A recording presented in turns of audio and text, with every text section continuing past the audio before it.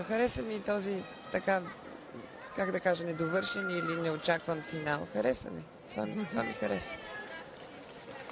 При всички случаи това е един от основните играчи на гимнастическата сцена. Със сигурност ще претендират за отличията и тук на Световната купа, пък и след месец на шампионата в Турция. Миналата година останаха отново втори на световното първенство, както и на еврошампионата тази година. На шампионата на уредите не взеха медал, 5 бухалки, 6 ленти.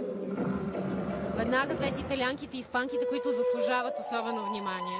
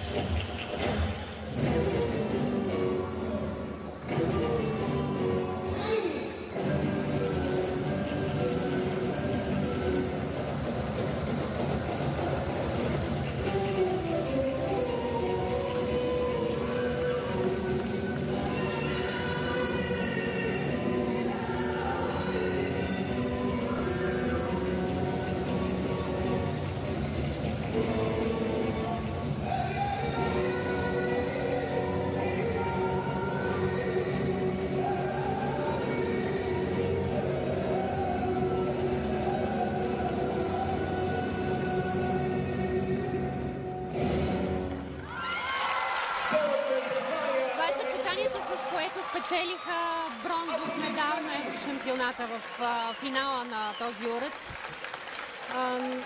Така че има за нещо, заради което са спечелили. Тук допуснаха грешчици, но кое е това, което им донесе медала според тебе? Това е по-силното им съчетание, определено. Лентите и топките не са толкова добри. Предполагам, че чистата им игра на европейското им е донесла такова призово място.